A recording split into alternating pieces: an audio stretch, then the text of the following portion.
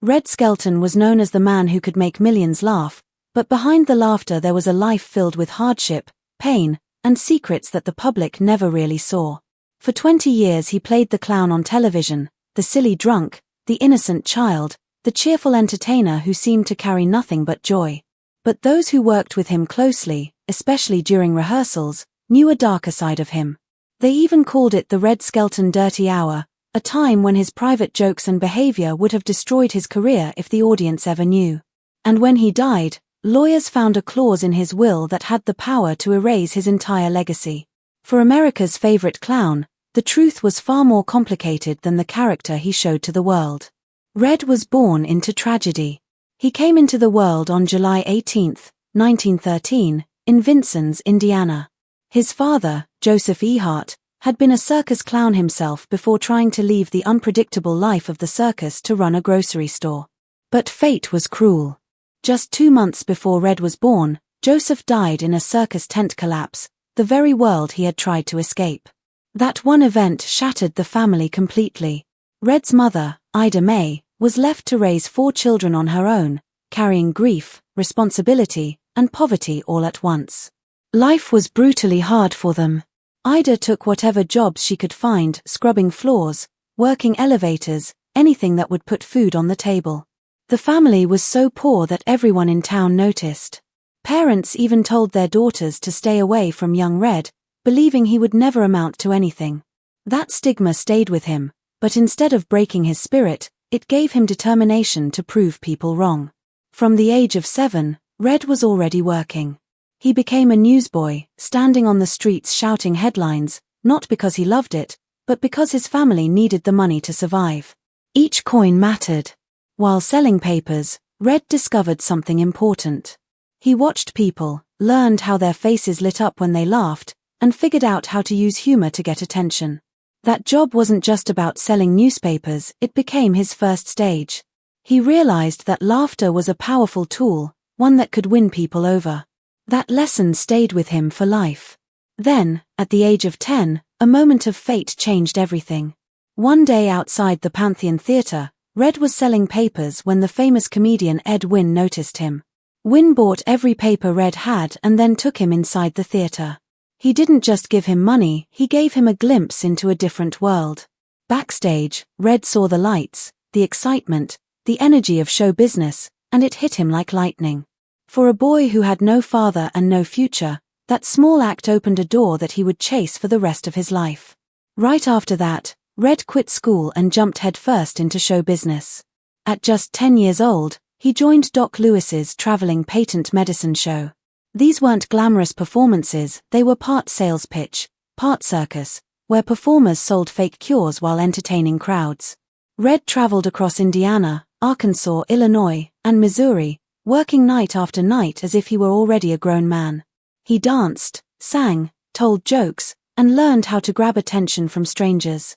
His mother once said that Red never ran away from home, it was just that destiny had caught up with him. By 14, Red was working with the John Lawrence Stock Company, performing in serious plays under tents.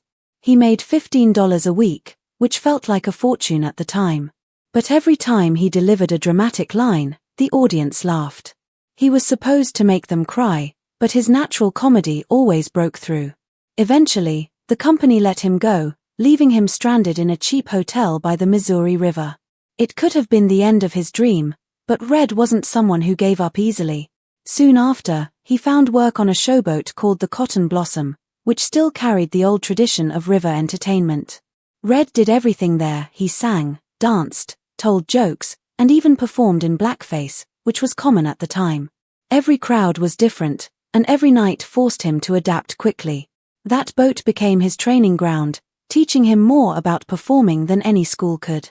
By 15, Red was no longer just a beginner, he was a professional entertainer who had already worked in vaudeville, medicine shows, burlesque, minstrel acts, and even circuses. He followed his father's path as a clown but went further, learning how to make entire audiences roar with laughter. During the Depression years, Red even worked as an MC for brutal dance marathons where couples competed until they collapsed from exhaustion. He did whatever it took to keep working and keep moving forward. While most kids his age were still in school, Red was out in the world, learning how to survive through entertainment. Then in 1930, fate brought him something more than just work. It brought him Edna Stillwell. She was just 16 and worked as an usher at the Pantage Theatre in Kansas City. Red was hosting a dance marathon there, and Edna had entered. She didn't just dance, she won. Afterward, she told Red straight to his face that his jokes weren't funny enough. That blunt honesty caught his attention. A year later, the two were married. But Edna wasn't just his wife. She became his manager, his writer, and his business partner. She negotiated better pay for him, wrote his jokes, and even helped him study for a diploma. Even after their marriage ended 13 years later, she continued writing for him, because she knew his comedic rhythm better than anyone else. Together, they came up with a sketch that would change his career. While sitting in a diner in Montreal, they noticed people dunking donuts into coffee. That simple observation sparked the donut dunker's routine, where Red acted out different funny ways of dunking donuts. It was pure pantomime, silly and creative, and audiences loved it. The act was booked at Loew's State Theatre in New York in 1937, and suddenly Red and Edna were playing in the big leagues. That one sketch opened the doors to radio, movies, and even performances at the White House.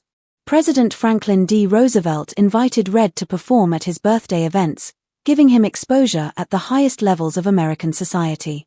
In 1937, Red's career took a huge leap when he performed the Donut Dunker's routine on the Fleischmann's Yeastar radio show hosted by Rudy Vallee.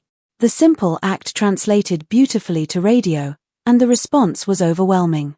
Fan letters poured in, and he was invited back multiple times that year. Soon after, NBC gave him his own spot as the host of Avalon Time in 1938. Once again, Edna was behind the scenes writing most of his material, making sure his comedy shined. His success on radio proved that his humor wasn't just visual, it worked in every medium. By 1941, Red had landed an even bigger opportunity, hosting the Raleigh cigarette program. This was where he created some of his most famous characters. Junior, the mean little kid, became a national sensation with his catchphrase "I doed it," which was even used in newspaper headlines during World War II. Another character, Clem Cadiddlehopper, was based on a real neighbor Red had known in Indiana. His clean humor made him stand out. While other comedians often used edgy jokes or politics, Red's characters were family-friendly, and that gave him a special place in American homes. At the same time, his film career was taking off. He made his screen debut in 1938 in Having Wonderful Time, alongside Ginger Rogers and Douglas Fairbanks Jr. Though many of his scenes were cut, critics still noticed his comedic timing. Soon after, MGM signed him, and he became one of their most reliable comedy stars, appearing in more than 30 films between 1938 and 1951. Movies like Ship Ahoy, Bathing Beauty, and The Fuller Brushman helped cement his reputation. Bathing Beauty in particular became iconic for launching Esther Williams' career, though the role had originally been written for Red. He became a staple of MGM's comedy productions, loved for his mix of silliness and warmth. But in 1944, just as his career was at its peak, Red was drafted into the U.S. Army. MGM and his sponsors tried to get him a deferment, but it didn't work. His final radio show aired on June 6, 1944, and the very next day he became Private Skelton. Unlike some celebrities who were given easy assignments, Red trained like any soldier, but he was also constantly asked to perform for the troops. Sometimes he did as many as 12 shows a day. The soldiers adored him, but the pressure wore him down. In his diary, he admitted feeling faint and forgetting parts of his act during performances. When he was sent to Italy in 1945, he performed 41 shows in just 6 days. His comedy lifted the spirits of soldiers, but his own health was collapsing. In Naples, he broke down completely and was rushed back home. For 3 months, he stayed in a military hospital, where he developed a stutter and struggled to recover. Though newspapers softened the story, the breakdown left scars. In September 1945, he was officially discharged from the army, joking later that he was the only celebrity who went in as a private and came out as a private too. But behind the humor, the war had changed him deeply. Despite everything, Red didn't waste time. Just 10 weeks after leaving the army, he returned to radio with the Raleigh cigarette program in December 1945. Fans were thrilled to have him back, but those close to him noticed that he was different. The war had left marks on his mind and body that he never fully escaped. Yet he still stood in front of audiences, still made people laugh, and still carried the weight of being America's clown even when, privately, he was anything but. Red Skelton's life was filled with both laughter and deep sadness. He was one of the most famous comedians in America, a man who shaped the way people laughed for decades. But behind the makeup, the silly voices, and the joyful characters, there was also a man who carried heavy grief and private struggles that shaped his work and his personal life. His career on television made him a household name, yet the pain of losing his son, the collapse of his marriage, and the feeling of being abandoned by the industry he helped build stayed with him until his final days. His story is not just about comedy, but about a man who made millions laugh while carrying heartbreak inside. When the Red Skelton show first aired on NBC on September 30, 1951, it was not just another television program, it was an event. Red was already well known from his success on radio and in films, and people across the country were eager to see how his humor would translate to the new medium of television. Thanks to a new technology called the coaxial cable, his show could be broadcast live to homes all across the United States, making it feel like the entire country was laughing together at the same time. In the very first episode, he ended his opening monologue with a gag where he was pulled offstage by two invisible hands. The audience roared with laughter, though the stunt left him injured, forcing him to abandon the bit later on. Still, the impact of that first episode was huge. By the end of the first season, the show had climbed to number 4 in the ratings.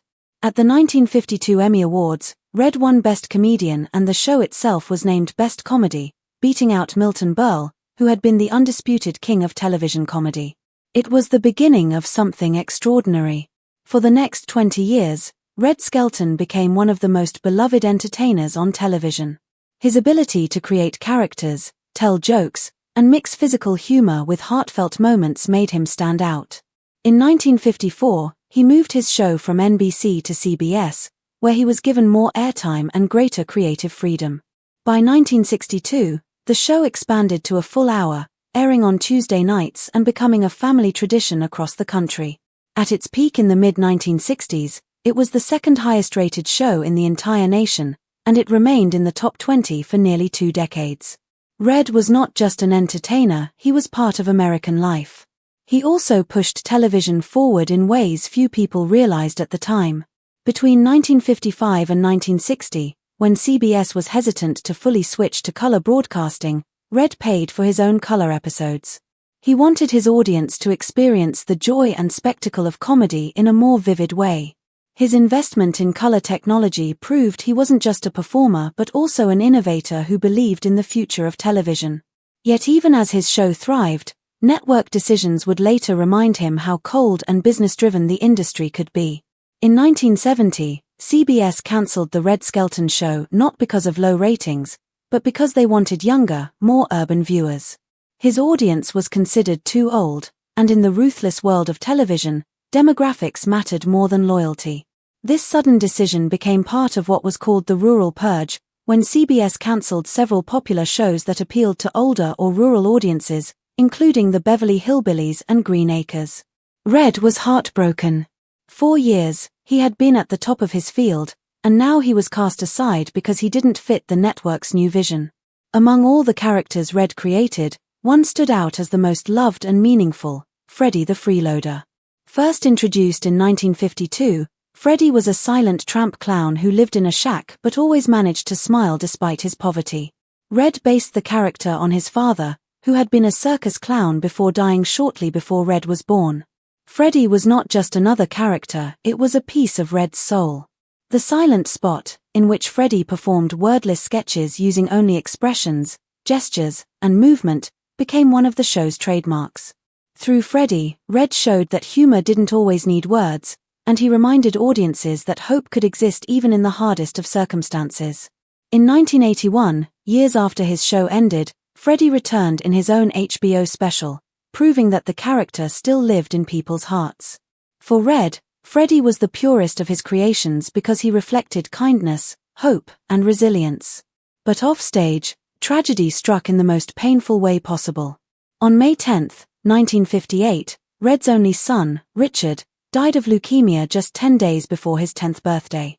The boy never fully understood how sick he was, because Red and his wife Georgia tried to protect him from the truth. Still, the endless transfusions and the pain took their toll. In his final hours, Richard asked his father for a simple favor. "Daddy, will you get Mama that red blanket for Mother's Day?" His thoughts, even as he was dying, were not for himself but for his mother. Those words became some of his last before he fell into a coma and passed away at 8:36 p.m. The Skeltons sat by his bedside surrounded by his toys and stuffed animals, including the dog he had loved since he was 6. Georgia later admitted that she tried not to cry in front of him, because Richard had asked her not to, but after his passing she broke down. The red blanket he requested became a powerful symbol of love and remained with Georgia for the rest of her life. Red, devastated, left Richard's room untouched. He kept it exactly as it had been, with toys, clothes, and even a packed bag waiting for a birthday that would never come. He often sat in the room alone, quietly overwhelmed with grief. The loss fractured his marriage. He and Georgia, who had leaned on each other while caring for Richard, now found the pain driving them apart. Their marriage eventually ended, and the sadness began to seep into Red's work. He still performed, but the light in his eyes had dimmed. Behind the painted smile of a clown was a grieving father who never fully healed. What many fans didn't know was that Red had another gift: painting. He began painting as a child, inspired by the circus world he grew up in after his father's death. Over time, he developed a distinctive style, focusing mostly on clowns.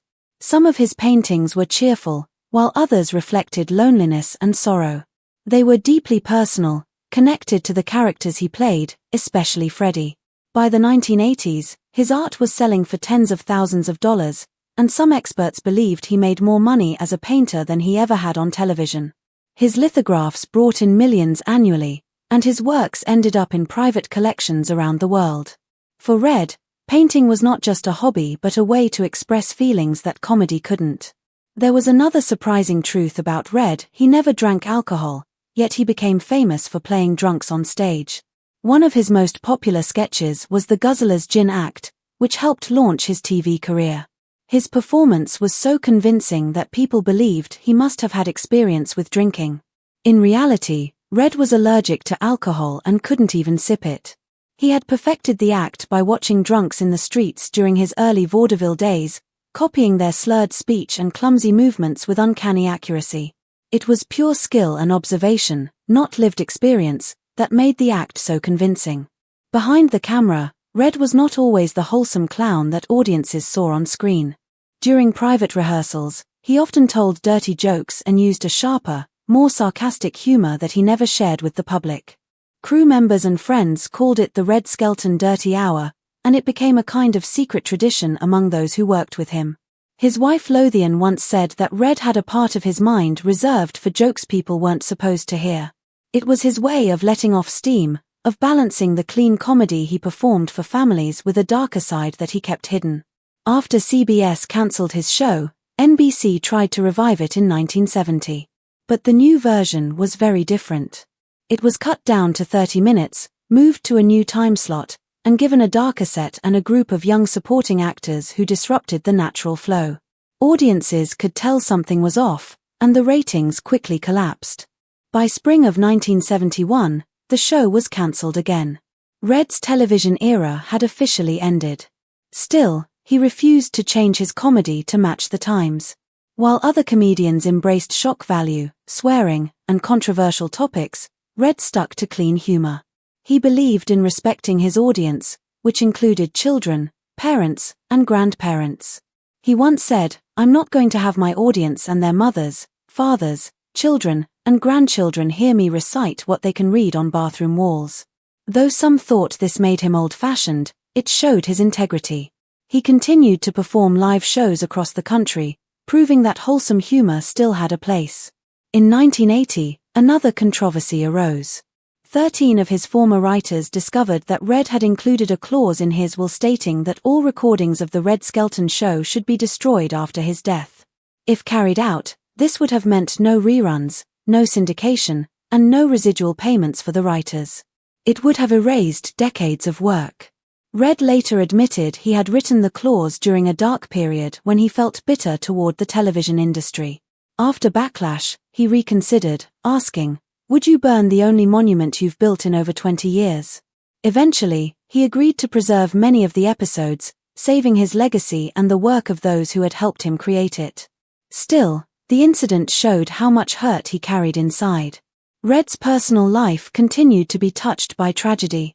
On May 10, 1976, exactly 18 years after their son Richard's death, his ex-wife Georgia Davis took her own life in the backyard of her home. She had battled depression and alcoholism for years, never recovering from losing her child. Red was devastated. Her death, combined with Richard's loss, weighed heavily on him. For more than a decade after, he performed less often, retreating from the spotlight. In 1973, he had remarried. His third wife, Lothian Toland, daughter of famed cinematographer Greg Toland, became his anchor. Together, they lived quietly on a ranch in Anza, California, raising horses and tending bonsai trees. Red wrote her letters every day, and she dedicated herself to preserving his memory after his death. Even without a television show, Red never stopped working. He performed around 70 live shows each year in venues ranging from Carnegie Hall to casinos to college campuses. His art continued to sell for large sums, sometimes earning him as much as $2.5 million a year. Yet, despite his success, he never escaped the sadness of losing Richard and Georgia. Friends said that while he continued to laugh and entertain, the deep joy he once had never fully returned. His clown paintings, bright on the surface, carried a sense of loneliness underneath.